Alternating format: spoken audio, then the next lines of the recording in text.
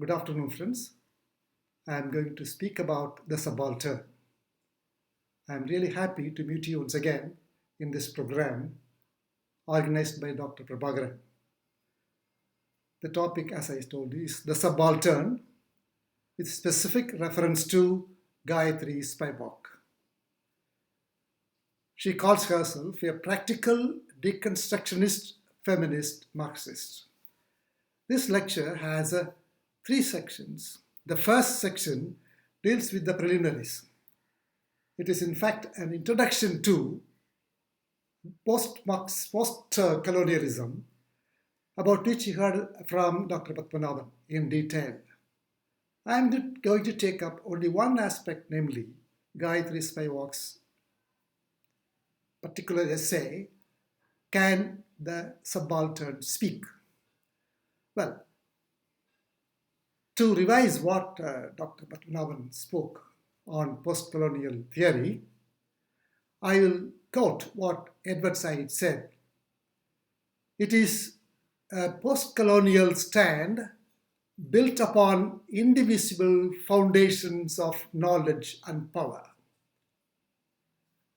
Of course, this particular aspect, namely knowledge and power, has been borrowed from Foucault. And this post-colonial theory describes various experiences: migration, slavery, suppression, resistance, representation, race, and gender. In addition to it, also discusses the influence of discourses like history, philosophy, and linguistics. And we also saw about the binaries of colonial discourse from the lecture of Dr. Padmanabhan. The self and the other. It is the expression of duality. It is not something that came during colonial or post-colonial period. It has been there. Even Simon de Beauvoir calls it primordial. Otherness is fundamental unit of human thought. So we have the civilized and savages and natives, us and them, he, the subject, she, the other. So we find that this otherness represents not only the post-colonial subjects, but also the feminine aspect of the post-colonial world. Now, the major questions that we are going to discuss today are: is subaltern voice heard? Is there a possibility of recovering subaltern voice? And what is Gayatri Spivak's position with respect to women's voice? Well, let us start with the meaning of subaltern. The word subaltern is derived from sub, below, and alternus, all others. Subaltern means then lowest in the rank, especially military. Then comes the lowest class, the society. Now, Rudyard Kipling, no, he is an imperialist, but he uses this term subaltern to represent the lowest rank soldiers in the army. And he is very sympathetic with them. That's strange. And again, Gramsci's position, all of us know, he has to talk about the proletariats who are not coming under the organized labor. The unorganized labor is called, according to Gramsci, the subaltern. Well, we differ from it as per our Gayatri Spivak. We will see it later on. The present meaning then is this. This represents those excluded from society. The society does not accept them. And they are voiceless. They cannot speak. And they are lost in the world of assimilation and colonization. Their very identity is questioned. Their identity is not recognized. and they are once again suppressed, even in a free democratic country like ours. We still have the post-colonial hangover. There is labor on the one hand, on the other capitalism. And which rules us? The capitalists. And what about power? It is institutionalized. The power is in the hands of some, and it is an institution now. So what about knowledge? Knowledge also is institutionalized, and that is a strange thing that is happening in this country. Well, now let us go to a few terms used by Gayatri Spivak in her essay, Can a Subaltern Speak? She uses the term ethical responsibility. Responsibility does not mean what we mean by responsibility. He has the responsibility of doing this, that. Here it means response, the ability to respond. No, responsibility, the ability to respond. And let us take a conversation. I am now speaking to you. Am I? When I speak to you, you must respond to me. Otherwise, it is no speech. Well, in a talk like this, when I am talking, you're just listening. But in a speech, when there is somebody speaking, then the other person must respond. Then only the communication is completed. Let us take the instance from the theory of communication, wherein we find there is the encoder. The encoder encodes the message. The encoded message is passed on through a channel, and the decoder receives it and decodes it. Well, here, who is the person who speaks? The subaltern. And when the speaker speaks, the subaltern speaks, he does not reach, or the decoder does not want to hear what the first person, the subaltern, speaks. We have noise. What kinds of noise? There is culture. There is oppression. There is class differences. There are class differences, and so on. So all these things are noise. When there is a communication to take place, there should be no noise. And here we have the noise. Thus, a response completes exchange between the speaker and the listener. And the ethical state gives place for response of the other. Do we have space here? Do you have time here for the other to repeat what we say or even to respond to what we say? This ethics calls for relationship. There must be a relationship between the speaker and the person who listens to. And that is called ethical singularity. And remember, response comes from both sides in complete relationship. And Spivak's argument is that there is no relationship at all between the person who speaks here, the person who is responsible here to understand. There is no relationship between these two. So the subaltern speaks, but nobody listens. We'll come back to it later. And next we have the margin and outside. Everybody spoke about the marginality, marginalized, the outside. And there is inside also. What about the margin? The outlook from the margin? Spivak questions it. Her position is one of contradiction. No, she is a person from the third world. She is a Calcutta-born woman. She had her education first of all in Calcutta. Then she went to America, Cornell University, had her PhD there. She worked under Mon, and then her work was on deconstruction. She translated off grammatology of Derrida. All these things show that she is no more a person from the third world. Now at the moment she occupies a position in a university. What kind of position? A dominant position. And here the center is occupied a person from outside. In other words, center also has become a margin. Now, from this position, do you think that it is possible for Gayatri Spivak to look at the people at the margin in a proper perspective? Well, we know that we are not able to find out what the marginalized people feel. We can only see, but we cannot fully understand what they feel. This is what had happened in a politician saying, we are from the backward. Are we from backward class? He asks. When an interview is denied, he asks, are you from the backward class? What is the sense there?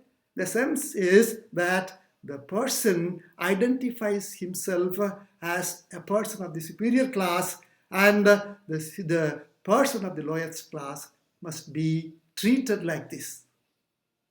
That is why Conrad's now in Conrad's novel, Chinua Achebe finds fault with how he treats the hero, or how he makes the hero treat others. He calls them others. So the identity of mine as me or as self will not come along with the other. It is very difficult because this particular aspect has been with us for centuries. We have been dominant. There are people who dominate, and these people continue to dominate. Whatever be the changes that take place in society, we find that the marginalized people also sometimes become the oppressor. As somebody remarks, the oppressed becomes the oppressor. Now, let us go to the other aspects of Gayatri Spivak. She says about strategic essentialism. No, essence is, you know the meaning of the word essence. The essence of a subject, of an object is something that is found in the characteristics, the qualities. So we say the qualities are essence of that object. Now, her strategy, or the strategy she mentions, is to bring out the good and bad of both sides, like a lawyer. What does a lawyer do? The lawyer argues in favor of the defendant first, probably, and he demolishes all the arguments of the opponent. Suppose he is given a case against that person, then what will he do? He will simply demolish the arguments he himself had put forward. That is what is happening now. In other words, we are showing that all essential qualities are present in a subaltern. So he is a complete person. He doesn't lack anything. And there is no need for us to talk about him. That is the attitude of many of the politicians and economists. Let us now go to the main project of ours. Can the subaltern speak? This is the topic of an essay written in 1885, modified like this. And it is an essay on the suicide of a widow. Now, the widow is committing sati or suicide or whatever you call it. Does she speak in the last moment? That is the question she asks. She is not allowed to speak. And here, Gayatri Spivak differentiates between speaking and talking. There is no dialogue here because there is no exchange between the speaker and the listener. And this, she says, applies to all subalterns. Or the next question is, are the subalterns and the marginalized the same? You know, as he said, the marginalized people, all marginalized people are subalterns. The working class people, the laborers, are proletarian, yes. They have no representation, yes. But they are oppressed, true, but they are not subaltern. Why? Because the oppression that the subaltern suffers is more rigorous and vigorous than that suffered by the proletarian or the working class. So, There is another conception or misconception. The subaltern needs neither to voice his sufferings, his problems. And spivak is against it. There is no need for somebody to voice the problems of a subaltern. Let the subaltern voice the grievances. Let the subaltern express himself or herself. And she quotes herself, the marginalized majority in universities are not subalterns. Now they might have come from the marginalized minority. I'm not referring to anything here in these universities, but I'm referring to the universities in the West or in America, where we find that the university heads are sometimes the American, black Americans, sometimes Indians, like a guy that is my work. Well, now they are from the marginalized minority and they are in a dominant position. Can they ask for rights for themselves or others? They can ask for rights because they enjoy rights, but can they demand rights for other people who suffer? So she concludes, we need not give them voice, give them space to speak. We must give them space, allow them to speak, give them some opportunity for them to speak. Well, let us now go to the next aspect, namely,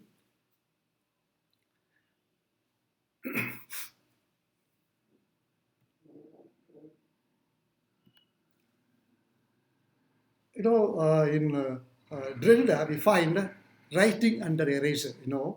Somebody is writing what he thinks, but he changes, and the idea gets changed, the word's meaning is changed, so he has to erase it. But he cannot erase it because it is there. He cannot simply ignore what he has thought about and written. So it is only erased, it's only crossed. And the social, political hierarchies of the colonial past restored in the post-colonial state also. Don't you find that? We find that in our own places, in our own government offices, we find the post-colonial mentality still prevailing in the offices. And what about us? We go there, even if you are a professor in a college, when you go to the treasury office, you have to remain like this. Does it not happen? And are we not afraid of the policeman for anything? If a policeman goes, what happens? Everybody is afraid. The educated, the rich, because the policeman has power. And that's what he calls writing under erasure. Now let us go to the subaltern's voice. Does a subaltern have voice? No, sati was prohibited by law in 1829 by the Britishers. Why did they prohibit it? Did they sympathize with the the women who committed suicide? Were they on the side of the women who died? Well, the major aim is for them civilizing mission. They wanted to civilize these people. They are barbarians. How is it necessary? Why is it necessary for a wife to commit sati simply because her husband had died? What makes this? So they said this is a barbaric practice to be abolished. Well, now it is a sanction of tradition. No, not even that. Sanction of the ancient rituals. It's an ancient practice. The ancient books have sanctioned it. Dharma Shastra insists on it. In that case, it is against religion. And a practice that has been sanctioned by religion is now abolished. So the power dismantles the practices of the people in the name of civilization. Well, even in that case, when the woman is made to commit sati, her voice is not heard. She might like to commit suicide because she loves her husband so much. She would like to die along with him. But this particular law does not question that, does not ask her, are you ready to commit sati? No. So there also the voice is suppressed. Now let us come to the difference between the oppressed and the subaltern. Gramsci's subaltern and Spivak's subaltern are not the same. For Gramsci, the proletarian, the persons who are laborers, workers, but who are not taken into account because they are not enrolled. Such people have to be given social treatment according to Foucault. But Spivak does not say that. She says the subaltern is one who is in the lowest strata. And as Dr. Patnavan pointed out, they belong to the illiterate peasantry, the tribals, the lowest strata of the sub-proletariat. So there's a special meaning attached to the subaltern as she visualizes. She also goes about the epistemic violence. The power in the post-colonial world is epistemic. That is, the problems that are faced today are because the powermongers impose their principles, doctrines, beliefs on the other people. That happens. That is called epistemic violence. The powerful in the hierarchy impose the responsibility to fight on the subaltern. What does it mean? No, you are the people who suffer. You fight. You fight for your rights. So to fight against the oppressor, whether he is in India or abroad, whether it is economic suppression or political suppression, it is the responsibility of the subaltern. Now, who imposes it? It is the epistemic violence of the powerful. And take the example of women. Are all women the same? Are all women oppressed? Do they experience the same kind of problems? Say the rich woman and the poor woman, the working class woman and the clerk in an office. Do they experience the same kinds of problems? No, we cannot equate them, and we follow the strategy of this particular way of dealing with this issue. Let us come to the white men of Freud. Gayatri Spivak uses this: white men rescuing brown women from brown men. It is Edward Thompson who has said that. The white men are different. Racially, they are superior. All the others are inferior. White men, black men. And in between, we are the browns. So, these brown men also are like that. And it is the duty of the white man to rescue the woman, the brown woman, from the clutches of the brown man, according to one of the officers of the British government during the colonial period. Let us come to the third part, namely Spivak's feminism. Here and there I have been pointing out the feministic issues raised by Spivak. Now let us go deeper into it. Spivak's feminism is rather different, are unique. Because, as we said, all women are not the same. And even among the oppressed classes, there are differences. Even in the subaltern women, there are differences. And take these differences into account. Well, the Western world's yardstick here cannot be applied to the third world to judge how they are. what they are doing, how they suffer. Because there are differences because of color, class, caste. She now goes to the Marxian view. No, a Marxian economic principle. Somebody works, labors, something is produced, and there's a cycle, and it is shared. No, I produce something in my farm, I work there, I produce something, this produce is shared by others. This is the economic principle of cycle. Now, we have the use value. I use it because it is, because of that it has value. Then we exchange it with something else, then exchange value. And thirdly, suppose I have something surplus, additional to what I need or what I have shared with others. That has surplus value.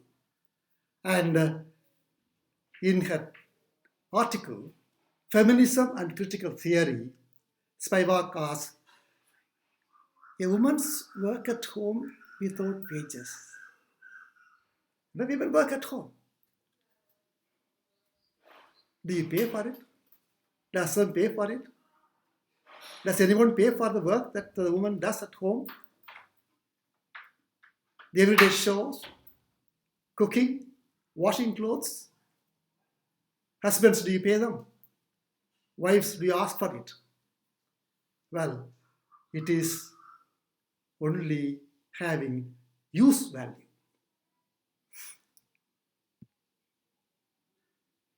And what about the pain the woman suffers? Nobody talks about it. The pain, the pain during the period, and the womb, carrying the child. How can a man imagine that? So this must be contrasted with what Freud says about pain and the phallic jealousy. In her article, The French Feminism in an International Frame, Gayatri Spivak challenges Western feminism, citing the short story of Maheswata Devi's Breast Giver. Now she has already translated a novel by Maheswata Devi, a Bengali writer who got national awards.